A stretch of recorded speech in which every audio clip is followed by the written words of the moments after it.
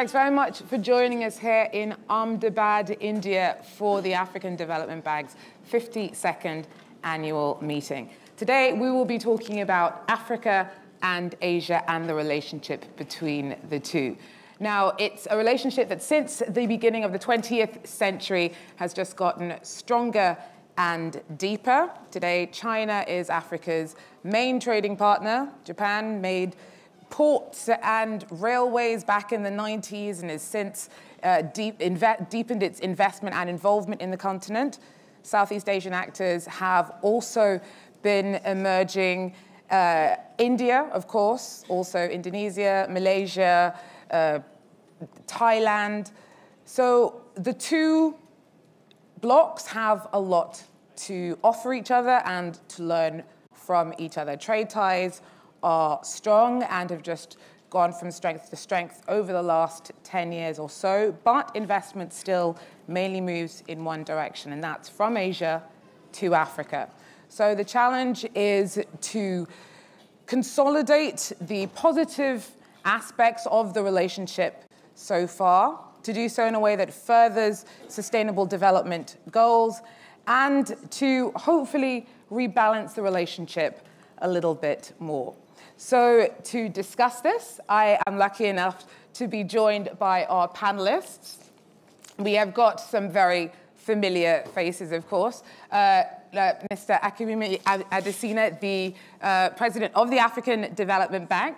We have Mr. Daniel Kaplan-Duncan, the vice president of Ivory Coast.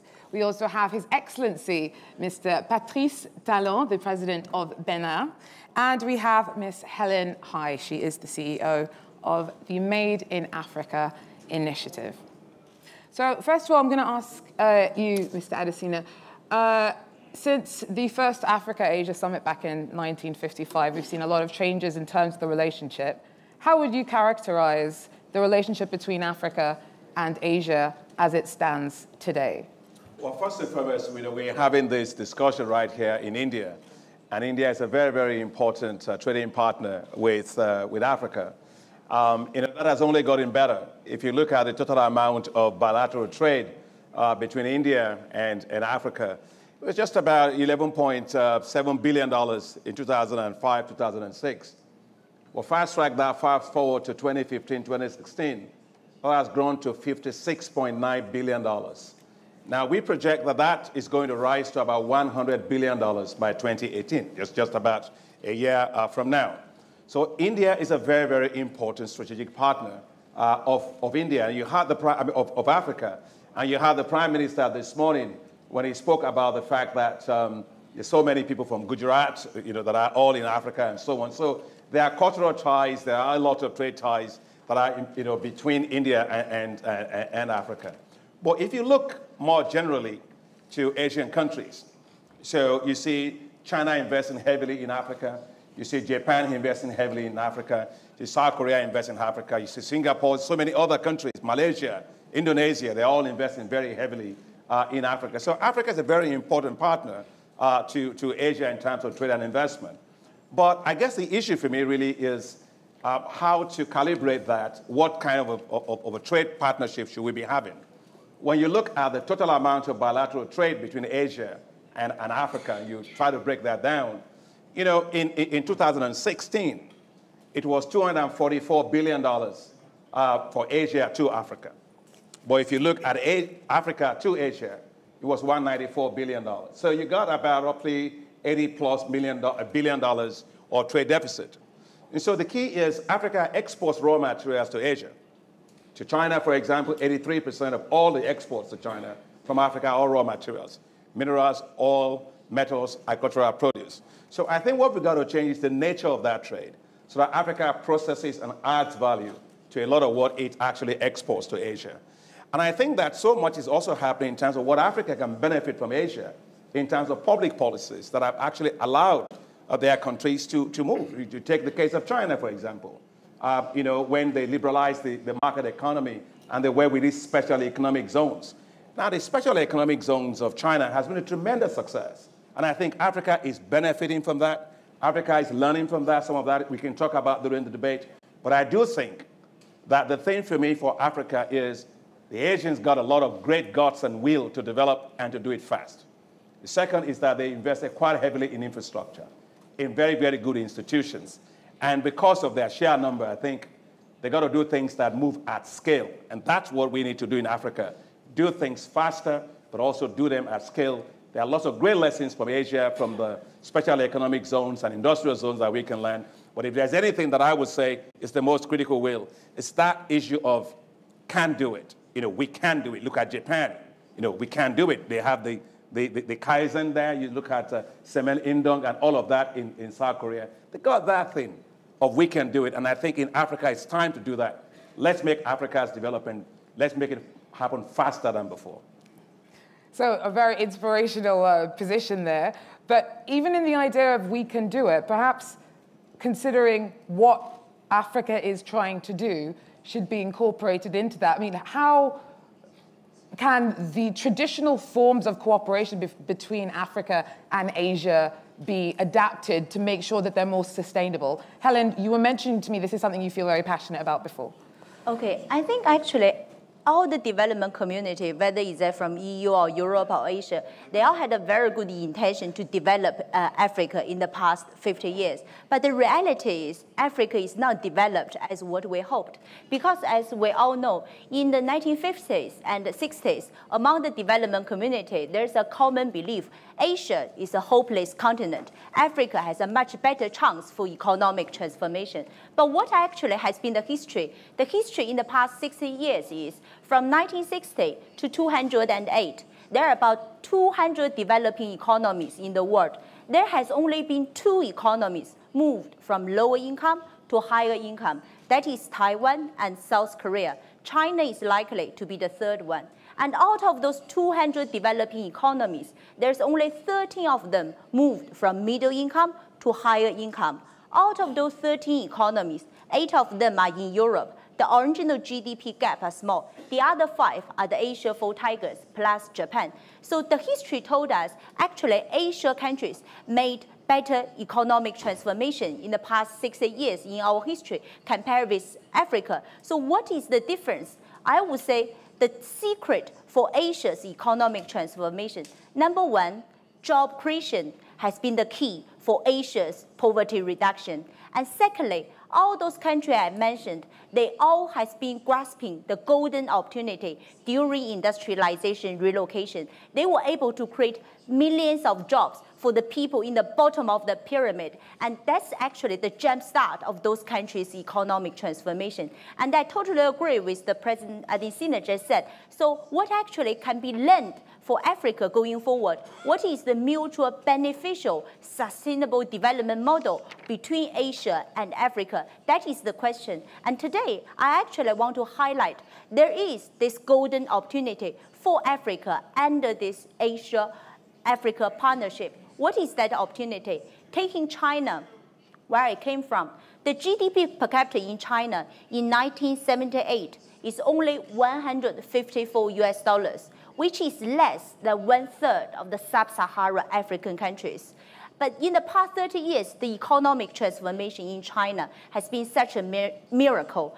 600 million people in China has been lifted out the international poverty line. According to World Bank, the number of people living under the international poverty line since 1960 in the world until today didn't decline if we exclude the 600 million people in China. So the secret, as I mentioned, was China was able to grasp the golden opportunity during industrialization relocation in the 70s. But now what happens today? Today, the GDP per capita in China in 2015 is 7,500.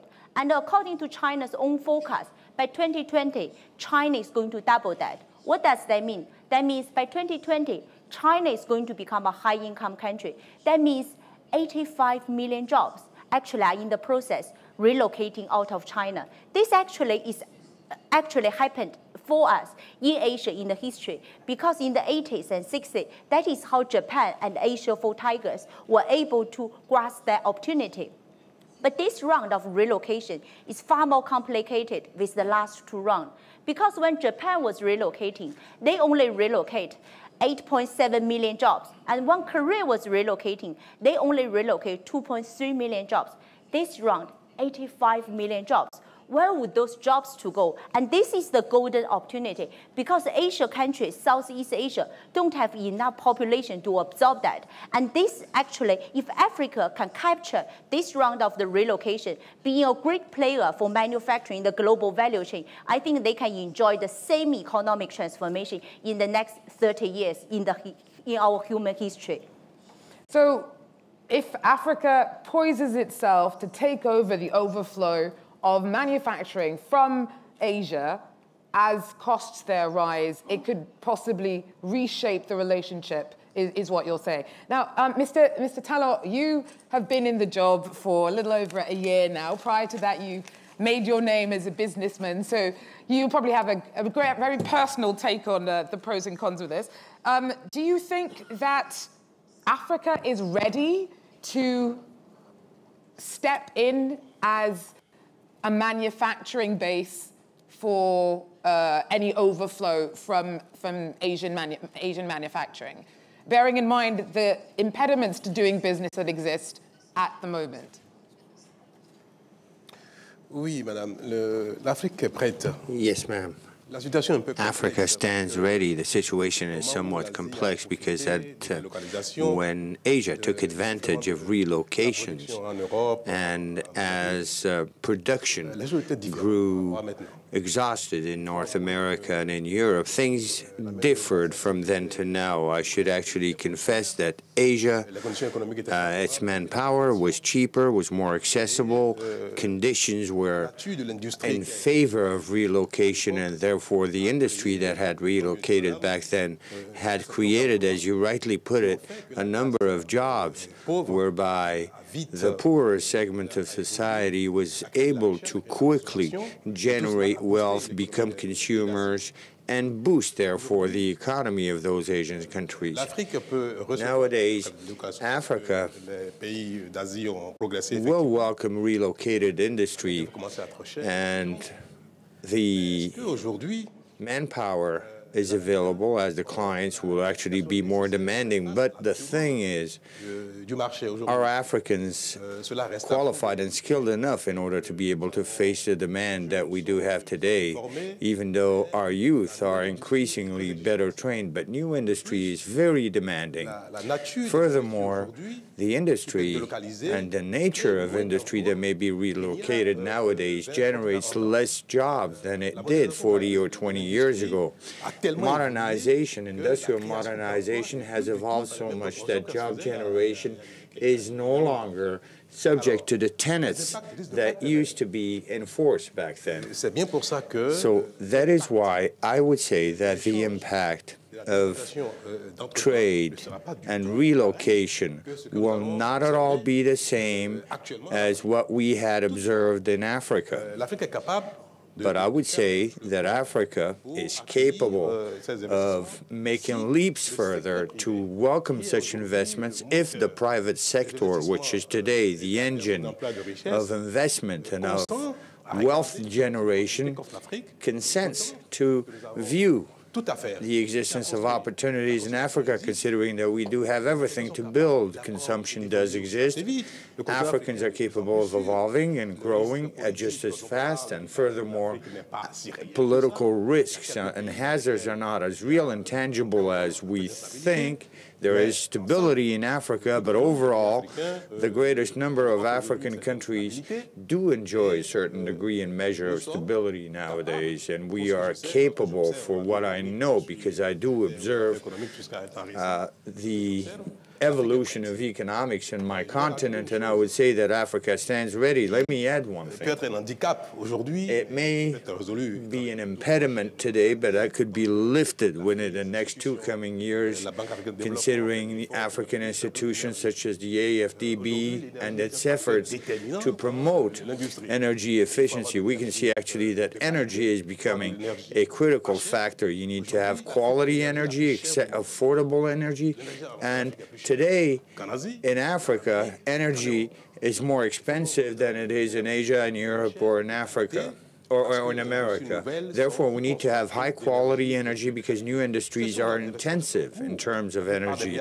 So in terms of cost, most African countries invest massively in the energy industry. Therefore, the basics, the most basic factors are increasingly being put in place, and institutions, development institutions and public assistance institutions should promote private investment in Africa so that any Asian or Indian company that may eye Africa should be able to use some financial instruments just as guarantees to take those risks. The idea that African countries have to take more control in terms of directing where their investment goes to, how has that played into the relationship between India and Ivory Coast that we've seen? That India, as it's expressed more and more interest in West African mineral wealth, has drawn very close to Ivory Coast. Do you get to shape that relationship much? And if so, in what direction are you moving it in? What I wanted to point out, ma'am, I think that Africa is truly developing, and in order for it to really develop, it takes a few things. First of all, vision. This is critically important. No vision, no possible development. There are no fair winds to the sailor who does not chart a course. Second, you need to have political will to move towards an objective. You see, Asia had the will to transform in a short span of time. Deng Xiaoping in the early 70s, he had a vision. Singapore also had a vision. Political will is not just making statements. It is the need to really want to turn around the economy of those countries, implementing all structural and sectorial reforms that are not always easy and not always done overnight. But in order to benefit from the public support, you need to better explain the vision. And the third thing is you have to work hard. Fourth, you have to work hard. And fifth, you need to work hard because that's the way things get done. In Asia, people work 18 hours a day. It's not as complicated. You know, and we want to copy Europe, work only 8 hours a day. But if you have someone who's riding a bicycle, you'll never be able to catch up. Sorry, I'm going to have to cut you off there. Thanks very much. Stay with us, though. We're going to take a short break and be back right after this.